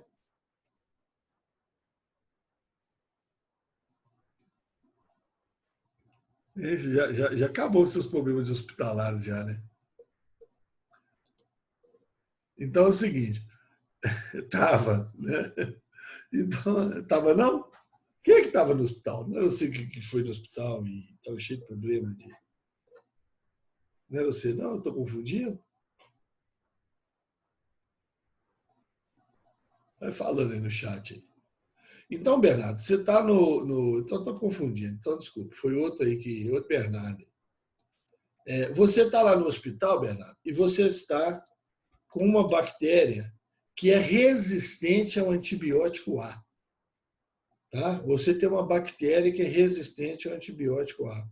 E o Henrique está lá com uma bactéria resistente ao antibiótico B. Tá? Quer dizer, uma tem um fator de resistência ao antibiótico A outra tem um fator de resistência ao antibiótico B. Essas duas bactérias se encontram. E aí o que acontece? O fator de resistência ao antibiótico A passou para essa bactéria de cá. Então, se acontecer isso, ao final eu vou ter o Henrique vai estar com uma bactéria resistente tanto ao A quanto ao B. Ele vai estar com uma bactéria resistente aos dois antibióticos. Entendeu? Isso é um problemão. Tá? Vai ser mais difícil tratar dele.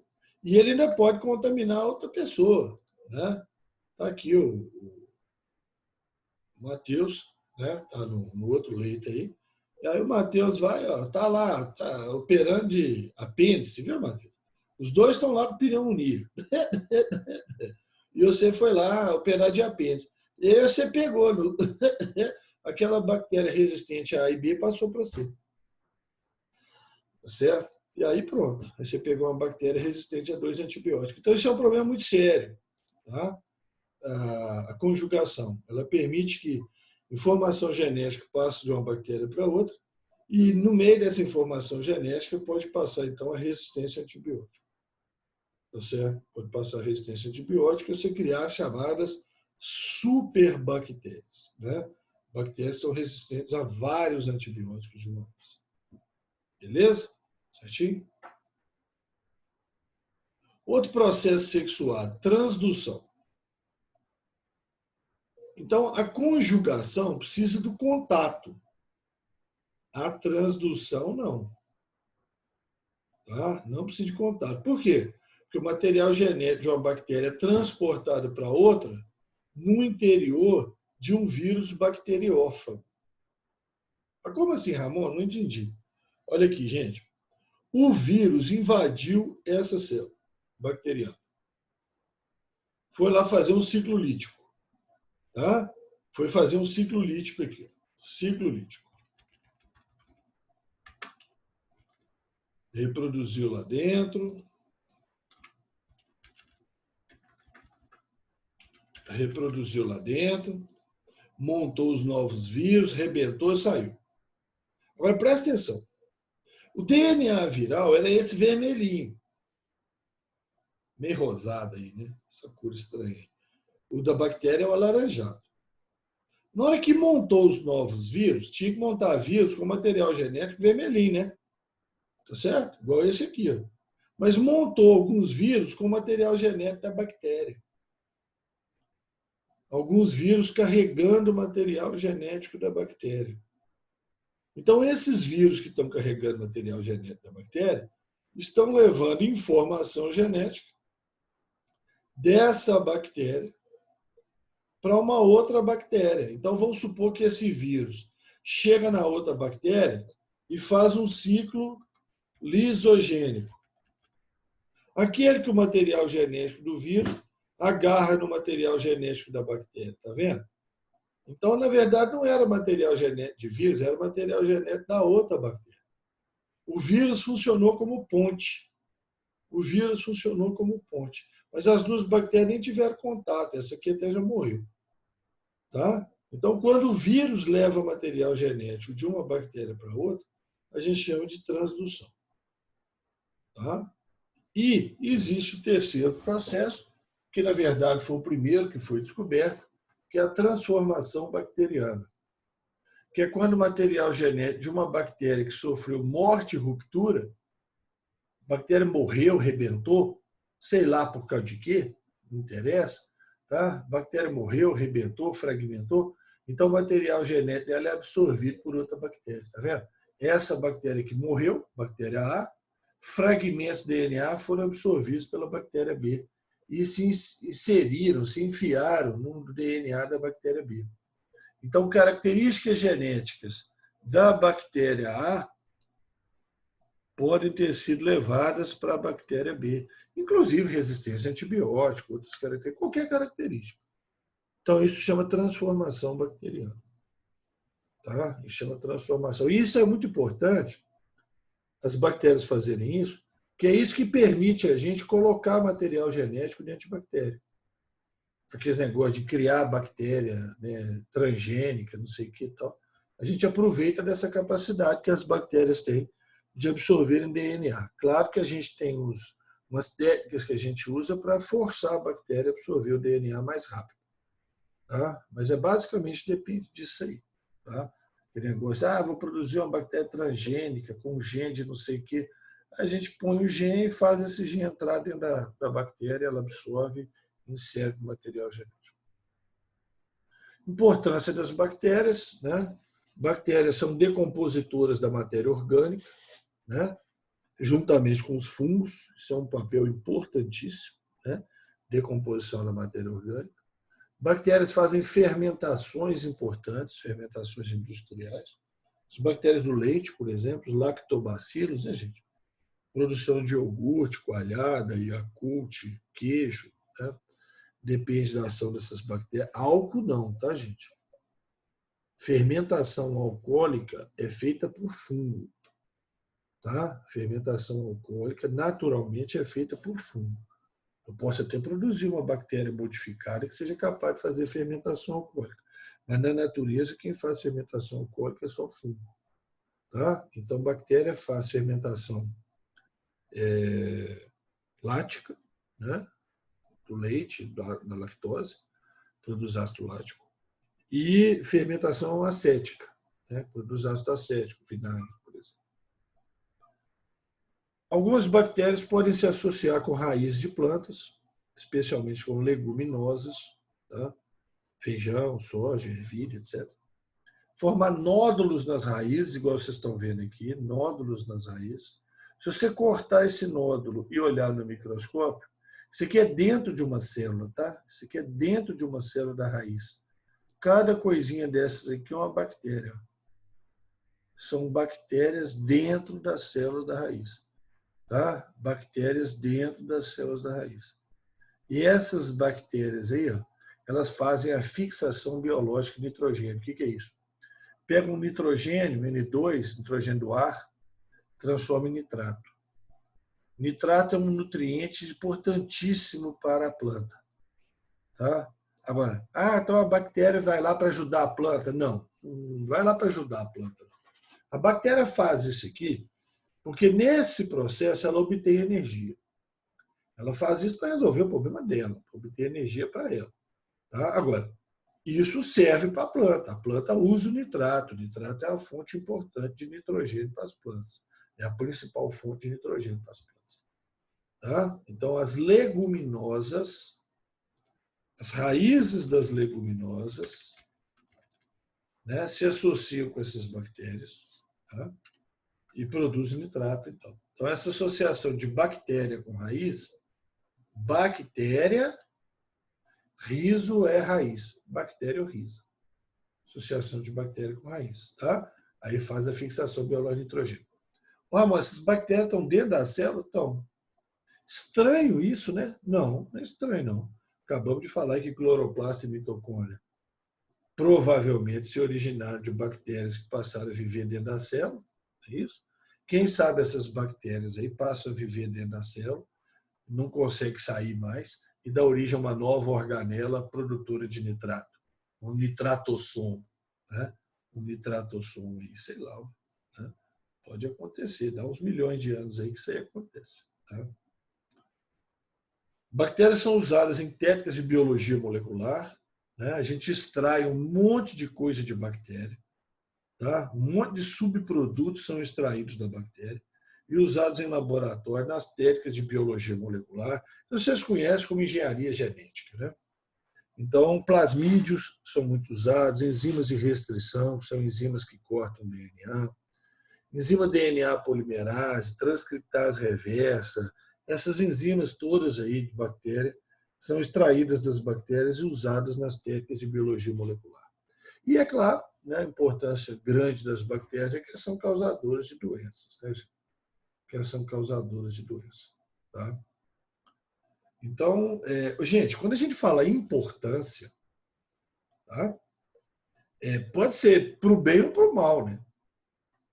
Tá certo? Quer dizer, bactérias são importantes para o bem, porque elas decompõem matéria orgânica, fazem fermentações industriais, produzem nitrato, são usadas em técnica de biologia, mas são importantes para o mal, porque são causadores de doença. Tá certo? Então, eu não gosto muito daquele negócio de utilidade e nocividade. Eu acho bobagem isso aí. Sabe? É importância. Importância pode ser para o bem ou para o mal. Tá? Uma vez uma pessoa ligou desesperada para mim, né? Uma mãe de aluno ligou desesperada para mim, porque o filho dela tinha que fazer um trabalho, não era meu aluno, certo? Até de outra escola. E a mãe ligou desesperada porque o professor perguntou uma importância econômica dos insetos. Uma importância econômica dos insetos. Então ela ficou achando assim, importância seria o quê? Ganhar dinheiro com inseto? Né? Não. Importância econômica pode ser porque eles são um problema. Gafanhoto, por exemplo. Gafanhoto tem importância econômica. Uma nuvem de gafanhoto, igual essas que está zanzando aí no sul do continente, aí, né? Entre Argentina, Paraguai, Brasil, né? Tem importância econômica. Se aquilo ali pega uma plantação, dá um prejuízo danado. Quer dizer, quando eu falo importância econômica, importância, não estou querendo dizer só vantagem, não pode ser desvantagem. Então, doenças é uma importância das bactérias. né? São importantes porque causam doença, dá problema. Então, nós temos uma listinha de doenças causadas por bactéria. A pneumonia, tuberculose, hanseníase, antigamente chamada de lepra, né? Difteria, que é uma infecção forte de garganta, coqueluche, tétano, botulismo, cólera, disenteria bacilar, que é aquelas disenteria que vocês comem coisa estragada aí com bactéria e tal. Febre tifoide, tifo, peste bubônica, leptospirose. Cuidado aqui, hein? Peste bubônica e leptospirose. As duas têm a ver com rato. Tá? A peste bubônica é transmitida pela pulga do rato. Tá? A peste bubônica é transmitida pela pulga do rato. Leptospirose é transmitida pela urina do rato. As duas são bactérias, tá? Um pela pulga do rato, P de pulga, né? Pulga do rato, a outra pela urina do rato. Tá? E existem as infecções sexualmente transmissíveis, né? Especialmente aí a blenorragia e a sífilis.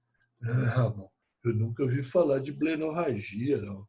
Gonorreia, gente, mesma coisa. Tá? Igual hanseníase, né? Hanseníase é a mesma coisa que lepra. Tá? Evita-se usar o termo lepra hoje, tá? Evita-se, tá? Fala-se hanseníase, tá? Porque lepra tem aquele estigma, né? Lá da Bíblia, lá, né? Que fala sobre lepra, não sei o quê, tal. Bom, o Lucas perguntou ali, importância de bactéria. Pode ser equilíbrio do sistema ecológico também, cadeia alimentar. Equilíbrio do sistema ecológico eu acho que está mais ligado, Lucas, tá? Por causa de atuar como decompositor, né? Aí faz a reciclagem, aí você vai ter uma ligação com a cadeia alimentar, mas não é lá tão direta, é mais indireta. Tá? Quer dizer, a bactéria é importantíssima no equilíbrio da natureza a partir do momento, né, que você tem os decompositores, bactérias e fungos, que retornam matéria para o ciclo, né, bioquímico. Relacionado aos insetos, importância econômica. Dos insetos, que você está querendo saber? Importância econômica, não de bactéria, mas de inseto. Tá. Sim, poderia também. Equilíbrio do sistema ecológico. Aí você tem polinização, né? Feita por inseto, que é importantíssimo. Aí é o econômico do bem, né? É o econômico do bem, certo? Então, essa coisa na ecologia dela fazer a polinização, que vai levar à produção de fruto, não sei o que e tal. Né? Pode ser. Tá? Ecologia, Lucas, quase sempre dá para você ligar todo ser vivo com ecologia, né? Quase sempre. Tá? Dependendo do caminho que você seguir aí, dá para você fazer umas correlações aí. Tá? Muito bem. Né? Aí nós temos as cianobactérias, né? As chamadas algas azuis, cianofícios. Basicamente, a mesma estrutura de uma bactéria, tem uma parede celular também de peptídeo glicano, mesma coisa. Pode ter uma camada gelatinosa em volta ou não. O material genético lá no espalhado com o citoplasma, junto com o ribossomo, tá vendo? Mas a cianobactéria ela tem uma novidade. Ela tem umas membranas dentro do citoplasma. Tá? Ela tem essa novidade, essas membranas onde se concentra a clorofila. Tá? Mas é célula procariota, você vê o DNA aí junto com o ribossomo, tá? Junto com o citoplasma e tal. Aqui alguns exemplos de cianobactérias coloniais, né? Formam colônias, né? Alguns exemplos importantes. Aqui é essa cianobactéria Gleocapsa, né? Essa bactéria Gleocapsa, está ela aqui vista ao microscópio, provocando o efeito aí que a água ficou esverdeada. Tá vendo? Então, isso é uma proliferação de algas. Proliferação de algas recebe esse nome aí de floração. Tá? Floração de algas. Então, você teve uma proliferação de algas, a água ficou verde. Peguei a água, olhei no microscópio e o que eu encontrei? A Gleocapsa. Tá? A Gleocapsa ali que estava provocando essa floração. Tá? Isso tem impactos ambientais, você pode matar peixe, produzir toxina, tá? Pode ter alguns impactos ambientais aí, essas florações, tá? De algas. Tá? Bom, numa colônia de cianobactérias, igual o nostoc, igual a anabena aqui, por exemplo, numa colônia de cianobactérias, a gente pode encontrar três tipos de célula. Célula 1, célula vegetativa, célula normal, que faz fotossíntese tradicional. Célula 2, o heterocisto, que faz fixação biológica de nitrogênio. Tá? O heterocisto faz fixação biológica de nitrogênio. E pode existir produção de nitrato a partir de nitrogênio, igual as bacteriorrizas. E a célula 3, que é uma forma de resistência, essa 3 aqui, uma força grandona, aqui é o heterocisto, que é o acinito. É uma forma de resistência, tem uma parede resistente em volta, ela funciona como esporo. Tá? Então, se a água secar, morre tudo, menos ela. Depois, quando chove de novo, aí na lagoa, a lagoa enche, ela reproduz e retorna a população de algas. Tá? Isso aqui, gente, eu só falo isso aqui porque uma vez os caras perguntaram isso no vestibular da Católica. Tá? Alguém lá muito tarado perguntou isso aqui. Certo? Porque, pelo amor de Deus, né? Isso aqui é um nível de profundidade aqui desnecessário. Mas já perguntaram, eu posso fazer. Tinha mais um slide aqui, mas eu acho que eu cortei ele. Então, deixa eu explicar o que é. Era sobre as reproduções, né? A reprodução. Tá? Reprodução nas cianobactérias só se conhece processos assexuados. Tá? Não se conhece reprodução sexuada em bactérias. Então, elas podem fazer cisciparidade, tá? Cisciparidade, divisão, a célula divide, dá duas, tá? Ou pode fazer um processo que só existe em cianobactéria, chamado hormogonia. Hormogonia. O que é hormogonia? Hormogonia é o seguinte: algumas células dessas aqui, ó, elas têm uma parede mais grossa. Então, essas células que têm uma parede mais grossa, isso chama hormogônio. Hormogônio. E aí o que acontece? Com o balançar da água, a colônia, né, divide. Ela quebra aqui, certo? O que era uma colônia vira três, que cresce e tal. Quer dizer, é tipo uma fragmentação. Fragmentação é um processo que acontece ao acaso com as colônias, só que não é ao acaso, porque tem um lugar certo de acontecer, na borda dos hormogônios. Então, uma colônia vira três, por exemplo, nesse caso. Se o hormogônio estiver na beirada, vira duas, né? Se quebrar, certo? Mas se estiver no meio, assim, quando a colônia quebra, vira três. Então, elas vão crescendo. Tá? Depois quebra de novo. Então, é um tipo de reprodução assexuada. Tá? Faltou esse slide aí. Então, é isso aí. Tá? Sobre vírus e bactérias era isso. Deixa eu parar aqui a gravação.